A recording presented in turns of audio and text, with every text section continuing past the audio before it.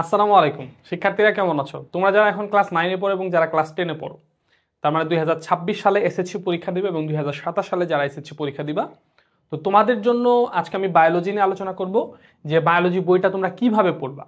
প্রাথমিকভাবে এখন পর্যন্ত ঠিকমতো ওইভাবে ক্লাস শুরু হয় নাই, স্যারেরা জাস্ট বই রিডিং পড়াচ্ছে, কিন্তু অনেক অসংখ্য স্টুডেন্ট আছে যারা অনেক আগে থেকে পড়ে এগিয়ে রাখতে চায়, পুরা টুক খুব দ্রুত শেষ করে রাখতে চায়, এরকম যাদের ভিতরে যাদের খুবই একটা কাজ করতেছে, উদ্দীপনা কাজ করতেছে, দ্রুত সিলেবাস শেষ করতে হবে, এবং হচ্ছে যাদের মেডিকেলে ডাক্তার হবার যাদের খুব স্বপ্ন, মেডিকেলে পড়ার যাদের স্বপ্ন, তো এভারেজ তাদের জন্য আজকের ক্লাসটা হতে পারে একেবারে অসাধারণ একটা ক্লাস।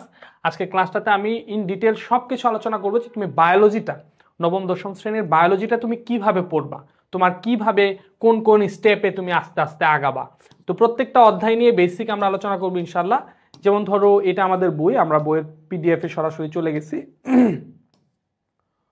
তো এখানে হচ্ছে আমাদের আমরা প্রথমে হচ্ছে আমাদের যে সূচিপত্র আছে, সূচিপত্রের ক্ষেত্রে তোমরা যেহেতু এখন সবে মাত্র ফেব্রুয়ারি মাস, তার মানে হচ্ছে মাত্র পড়ালেখা শুরু করতেছো, তো এখনই তোমাকে অবশ্যই কোনটা ইম্পর্টেন্ট, কোন অধ্যায়টা বেশি ইম্পর্টেন্ট, কোনটা কম ইম্পর্টেন্ট, কোনটা থেকে প্রশ্ন আসে কোনটা থেকে প্রশ্ন আসে না, এটা তোমাকে মাথায় আনা যাবে না।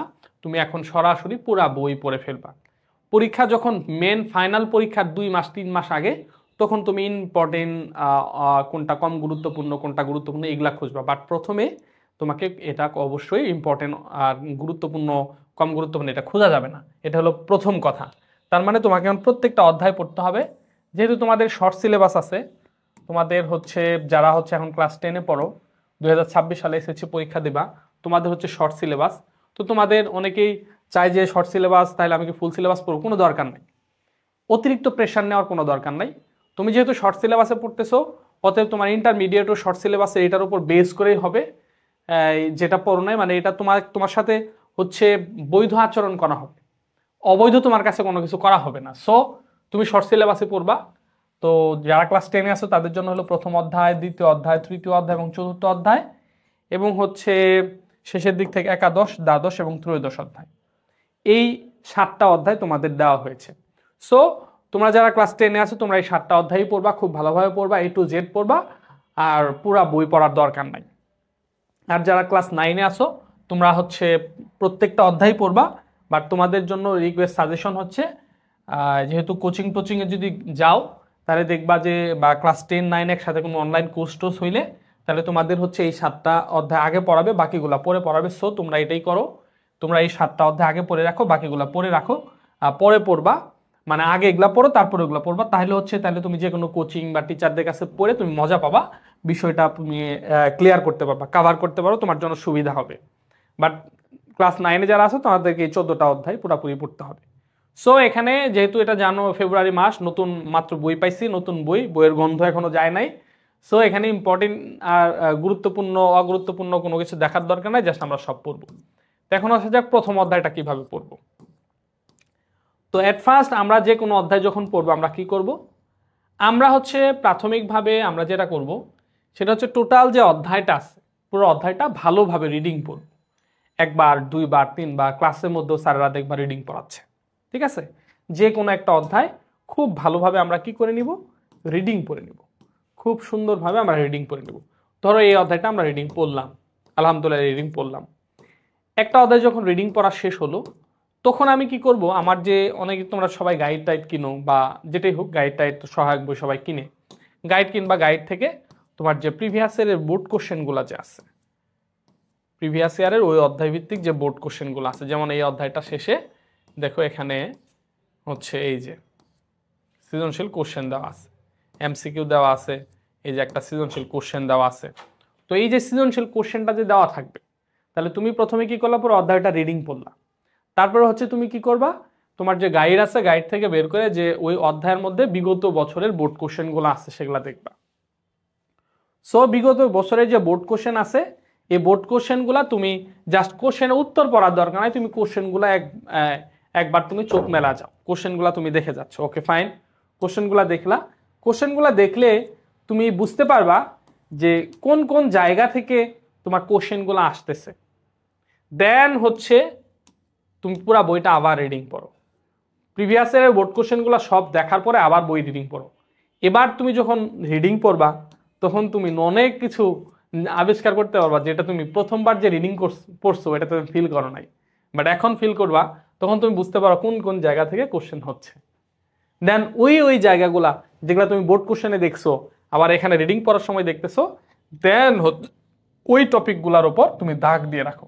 যেমন প্রথম অধ্যায় পড়ার পরে দেখবা অনেকগুলা বোর্ড কোশ্চেনে দেখবা দ্বিপদ নামকরণের পদ্ধতি আলোচনা করো বা এই টাইপের প্রশ্ন আসছে, তাহলে তুমি এখান থেকে সুন্দর করে দাগায় রাখো, এখানে লিখে রাখো সিকিউ। এটা তোমার সেলফ সাজেশন, তুমি নিজে নিজে সাজেশন তৈরি করলে যে কোথায় থেকে প্রশ্ন হয়। এরপর তুমি যখন পুরো অধ্যায়টা পড়বা এরপরে তুমি দেখবা যে খ নাম্বারের ক্ষেত্রে কয়েকটা কোশ্চেন বোর্ড কোশ্চেনের মধ্যে আসছে যে মানুষকে মাম্মালিয়া শ্রেণীতে রাখা হয়েছে কেন, বাচ্চাকে বুকের দুধ খাওয়ায় গায়ের মধ্যে লুম আছে এই কারণে, অথবা প্রাইমেট বর্গে রাখা হয়েছে কেন। এই যে এই জিনিসগুলো তুমি পাচ্ছ তখন তুমি এই জায়গাগুলোতে দাগ দিয়ে রাখো।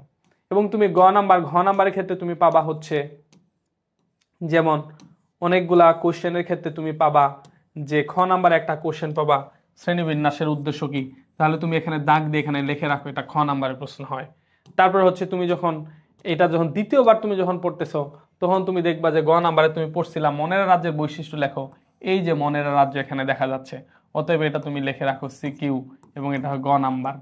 এভাবে এরপরে দেখো তাহলে এর পরবর্তীতে তুমি যখন রিডিং পড়বা পুরো অধ্যায়টা সম্বন্ধে তোমার সুন্দর একটা ধারণা হয়ে গেছে। তো এটা হচ্ছে তুমি বায়োলজি কিভাবে পড়বা। সো প্রথমে তুমি রিডিং পড়বা কয়েকবার, তারপরে গাইড খুলে প্রিভিয়াস ইয়ারের বোর্ড কোশ্চেনগুলো দেখবা, উত্তর দেখবা না। এরপরে তুমি আবার রিডিং পড়ো, এরপর তুমি দাগাও যে কোন কোন জায়গা থেকে কোশ্চেন হয়। এরপর পড়া হয়ে গেল, এরপর তুমি গাইডের উত্তর থেকে বইয়ের উত্তরের সাথে ম্যাচ করো, বইয়ের মধ্যে কিভাবে দেওয়া গাইডের মধ্যে কিভাবে দেওয়া, কিভাবে সাজিয়ে গুছিয়ে লেখা যায়, কতটা সহজ করে লেখা যায়, এভাবে তুমি চেষ্টা করো। সো এটা হচ্ছে আমার তোমাদের প্রতি আমার হচ্ছে সাজেশন, এভাবে তুমি যদি বায়োলজিটা পড়ো তাহলে হচ্ছে বায়োলজিটাতে যথেষ্ট ভালো করতে পারবে। এবং হচ্ছে আরও কয়েকটা জিনিস তোমাকে দেখাই, সেটা হচ্ছে তো এই ক্ষেত্রে তুমি কোশ্চেনগুলা কিভাবে করবা। আচ্ছা এর পরবর্তীতে আর একটা অধ্যায়ের মধ্যে যাই, দ্বিতীয় অধ্যায়ের মধ্যে যাই, তাহলে বিষয়টা আরো বুঝবা। যেমন যে দ্বিতীয় অধ্যায়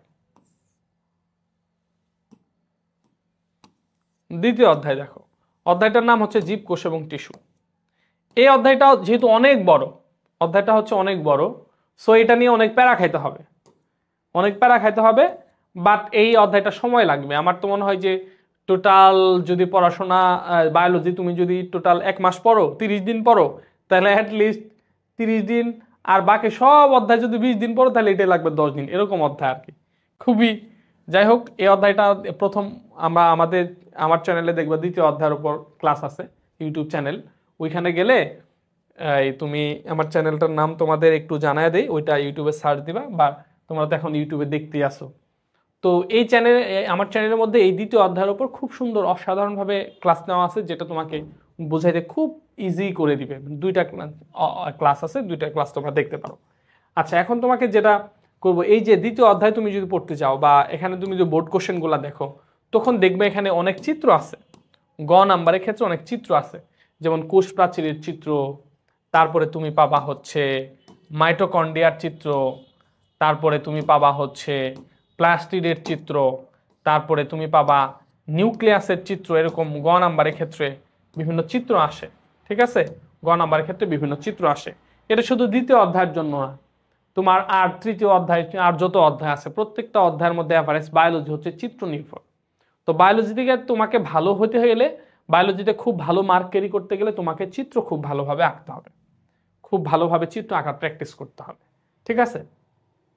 তো চিত্রগুলা হচ্ছে তো তুমি অনেকেই চিত্র দুর্বল, তোমরা যারা চিত্র দুর্বল তোমরা তারা কি করবা, তাদের জন্য একটা স্পেশাল ফিচার আছে, সাজেশন আছে। এই যে দেখো, এই যে ইউটিউবের মধ্যে যাবা, ইউটিউবের মধ্যে যে এই যে জুন্নুরাইন খান লিখে সার্চ দেবে, আমার একটা ইউটিউব চ্যানেল আসবে, যেটা হচ্ছে আমার ইউটিউব চ্যানেল বায়োলজি আওয়ার জুন্নুরাইন খান, এই যে ইউটিউব চ্যানেল আছে। এখানে দেখো, এখানে হচ্ছে এই যে হোমের ভিতরে ঢুকলে এখানে তুমি অনেকগুলা ভিডিও পাবা। এটার মধ্যে একটা স্পেশাল ভিডিও আছে, আমি তোমাদের যেটা সাজেস্ট করতেছি সেটা হচ্ছে চিত্র আঁকা। এই যে ভিডিওতে ধরো আমি দিলাম, ভিডিওতে দিলে তোমার এভারেজ সব আসবে, এখান থেকে তুমি একটা ভিডিও তুমি বের করবা, প্রথমে হচ্ছে এই যে পপুলার ভিডিওর মধ্যে পপুলার যদি দাও তাহলে দেখো এখানে পপুলার ভিডিওগুলো আসবে। এই যে ভিডিওটা যে আছে 5 বছর আগে এখন থেকে করছি, এই খুব সহজে জীববিজ্ঞানের চিত্র আঁকার কৌশল, এই ভিডিওটা তোমরা দেখবা। প্রত্যেকটা চিত্র কিভাবে কত সহজে আঁকা যায় সেটা দেখানো হচ্ছে। তুমি এটার মাধ্যমে এই চিত্রটা আঁকা শিখবা। এভাবে তুমি খুব ইজিলি এই চিত্রগুলো আঁকতে পারো। এই যে দেখো কিভাবে ন্যাফ্রন আঁকতে হয়। আমি শুরু থেকে যদি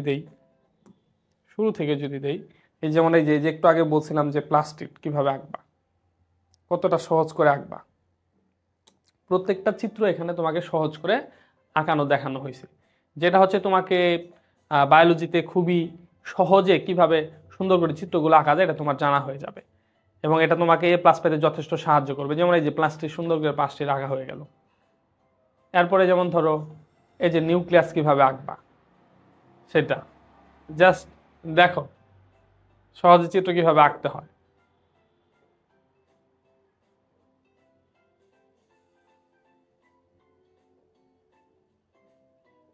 বাহ, এই যে নিউক্লিয়াস হয়ে গেল, দেখছো? এই হচ্ছে নিউক্লিয়াস। এরপরে এই যে শুরুর দিকে আছে যেমন মাইটোকন্ড্রিয়া কিভাবে আঁকবা, এই যে মাইটোকন্ড্রিয়া।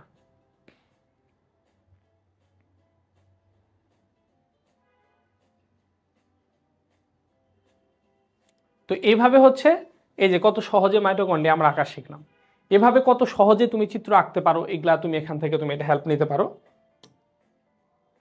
তো এই হচ্ছে, এই আর বেশি কিছু বলবো না। এই যে তৃতীয় অধ্যায় যে আছে, তো তৃতীয় অধ্যায় থেকে তোমার যে চিত্রগুলা প্র্যাকটিস করতে হবে সেগুলা হচ্ছে এই যে যেমন এই যে ধরো এই যে প্রোফেজ ধাপের চিত্র, প্রোমেটাফেজের চিত্র, মেটাফেজ, অ্যানাফেজ, তারপরে টেলোফেজ, এই যে বিভিন্ন যে চিত্রগুলো আছে এই চিত্রগুলো একটু প্র্যাকটিস করবা। চতুর্থ অধ্যায়টা দেখো, চতুর্থ অধ্যায়টা হচ্ছে একটু বিক্রিয়া নির্ভর। চতুর্থ অধ্যায়টা একটু বিক্রিয়া নির্ভর, কিভাবে কি করতে হবে এই চতুর্থ অধ্যায়গুলা হচ্ছে তুমি হচ্ছে এগুলা বিক্রিয়ার উপর নির্ভর। এটা যেহেতু বিক্রিয়া বেস, এখান থেকে আনসার করলে সাক্কা মার্ক পাওয়া যায়। চেষ্টা করবে এই অধ্যায় থেকে অবশ্যই আনসার করতে, ঠিক আছে? এভাবে তুমি হচ্ছে প্রত্যেকটা তোমার যে বায়োলজি প্রিপারেশনটি নিবা।